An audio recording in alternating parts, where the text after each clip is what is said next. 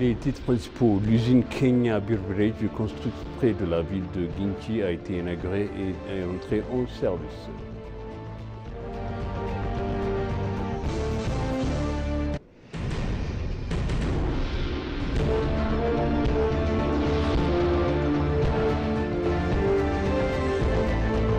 Le Premier ministre Abiy a décrit l'exposition permanente inaugurée comme un atout national essentiel qui joue un rôle clé dans l'avenir de l'Éthiopie.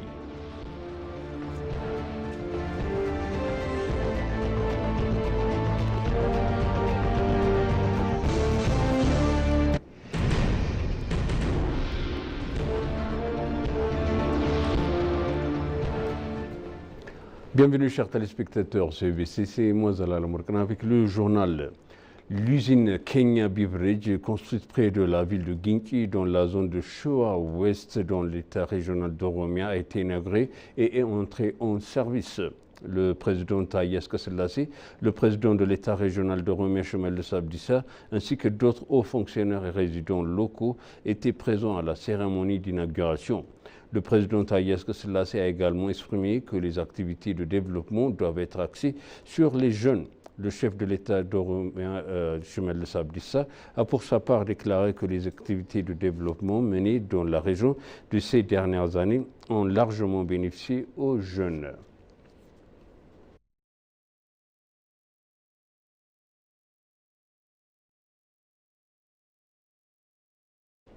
Le Premier ministre Abiy Ahmed a décrit l'exposition permanente inaugurée hier au musée de sciences comme un atout national essentiel qui jouera un rôle clé dans l'avenir de l'Éthiopie dans les domaines des sciences et de technologie. S'exprimant lors de la cérémonie d'inauguration, le Premier ministre a souligné le potentiel de l'Éthiopie à inspirer la prochaine génération.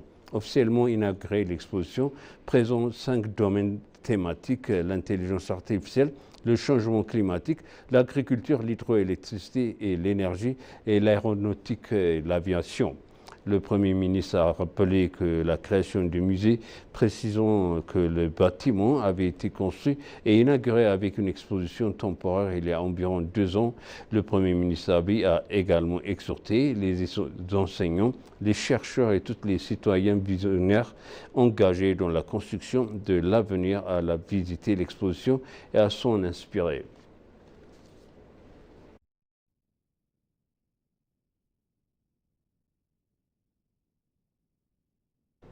Le Premier ministre Abiy Ahmed a noté que le gouvernement s'engage fermement à instaurer une paix durable en Éthiopie. Le Premier ministre Abiy Ahmed s'est entretenu avec des enseignants de toute l'Éthiopie, constatant les refus de certains groupes d'accepter l'appel à la paix et le geste de ce dernier. Il a souligné qu'il devait comprendre que le dialogue et la discussion sont la seule voie possible pour instaurer la paix. Le Premier ministre a souligné que le gouvernement a clairement démontré son engagement en faveur de la paix, non seulement en acceptant des militants qui ont accepté l'appel et se sont rendus pacifiquement, mais aussi en leur permettant de participer à la vie politique éthiopienne. Selon lui, l'accord de Pretoria est une preuve tangible de la détermination du gouvernement en faveur de la paix.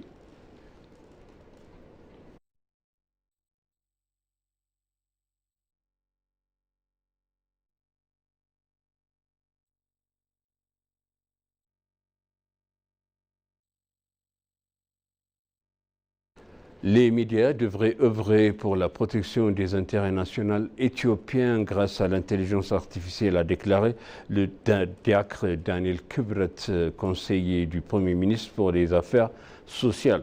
Le diacre Daniel Kibret, conseiller du Premier ministre pour les affaires sociales, a déclaré lors de la cérémonie de remise de diplôme: cette formation permettra à l'Éthiopie de progresser dans les domaines de l'intelligence artificielle. Le ministre d'État de la Culture et du Sport, Nabiou Baye, a pour sa part indiqué qu'une utilisation judicieuse de l'intelligence artificielle contribuerait à prévenir les attaques post-vérité contre le pays. Le directeur général de l'Institut éthiopien de l'intelligence artificielle, Worku Gachana, a pour sa part noté qu'il est possible d'opérer un changement radical dans les pays grâce à l'intelligence artificielle. Les stagiaires, quant à eux, ont déclaré qu'ils utiliseraient les connaissances acquises lors de la formation pour protéger les intérêts de leur pays.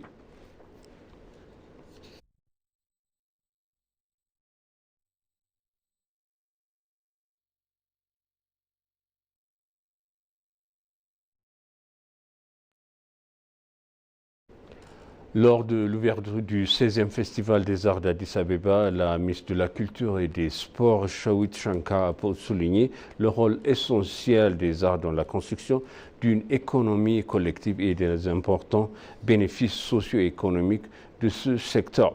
Elle a affirmé que l'art est le principal qui nous permettra de peindre l'Éthiopie de demain. Pour sa part, Moges Balcha, chef du bureau d'Addis Abeba du Parti de la Prospérité, a formulé que l'art joue un rôle important pour mettre en valeur un pays et promouvoir nos cultures traditionnelles. Hirut Kassao, directrice du bureau de la culture et des arts et du tourisme d'Addis Abeba, a relaté que c'était un lieu où divers artistes du secteur présentaient leurs œuvres, où les anciens artistes partageaient leurs expériences avec les novices. Elle a également souligné que c'était un lieu où se tenaient des concours artistiques où il étaient décernés des distinctions.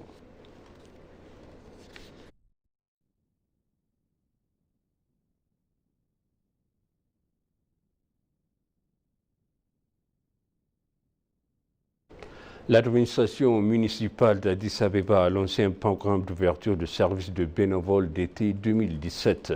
La maire Adanich Abebe a lancé les travaux de rénovation de la maison de Warada 11 de la sous-ville de Nefassil Lafto. Elle a expliqué que 18 services bénévoles différents devraient être mis en œuvre lors du service bénévole d'été 2017. Yemer Kabede, commissaire à la participation communautaire et à la coordination des bénévoles de la ville d'Addis Abeba, a déclaré que l'hiver était une période propice au bénévolat. Il a indiqué que la ville y accordait une attention particulière et a annoncé avoir formé des bénévoles permanents pour participer aux travaux et les avoir mis en service dès aujourd'hui.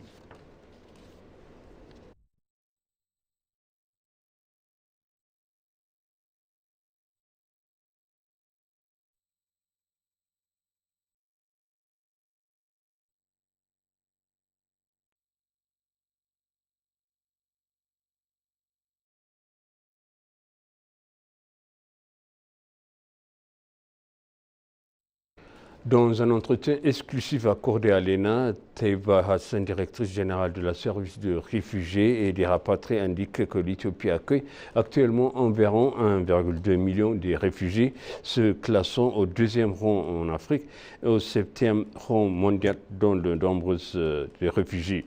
Les réfugiés en Éthiopie vivent principalement des pays voisins qui entretiennent des liens linguistiques et culturels forts avec la communauté locale qui les accueille, a-t-elle ajouté. Selon elle, l'accueil exemplaire d'un nombre important de réfugiés permettrait non seulement à l'Éthiopie de réaliser les gains diplomatiques importants, renforçant ainsi son prestige sur la scène internationale, mais aussi de promouvoir son image lors du retour des réfugiés dans leur pays d'origine.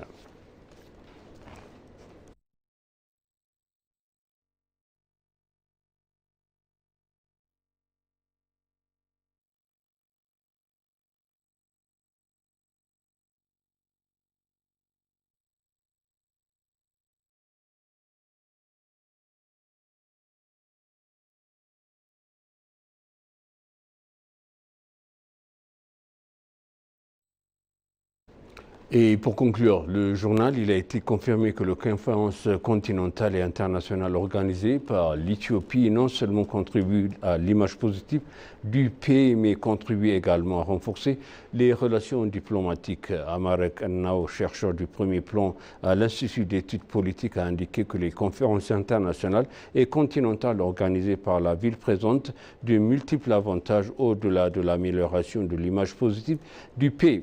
Alamayo Getachew, responsable des relations publiques et de la communication au ministère du Tourisme, a relaté que les diverses infrastructures et attractions touristiques construites par l'Éthiopie en font une destination privilégiée pour le tourisme de conférence.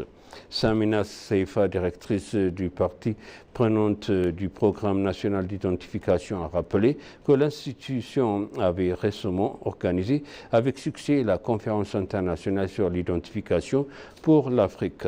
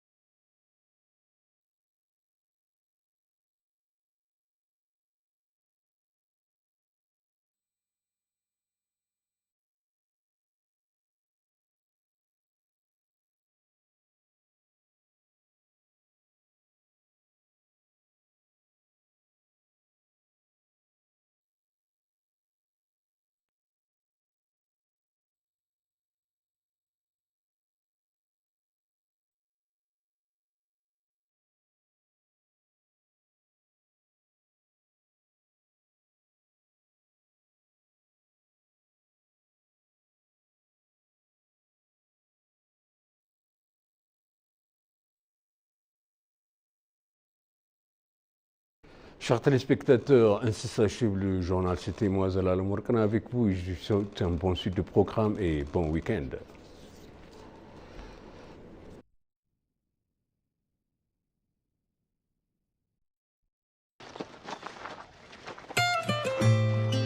Tabali. Tabali. Tabali.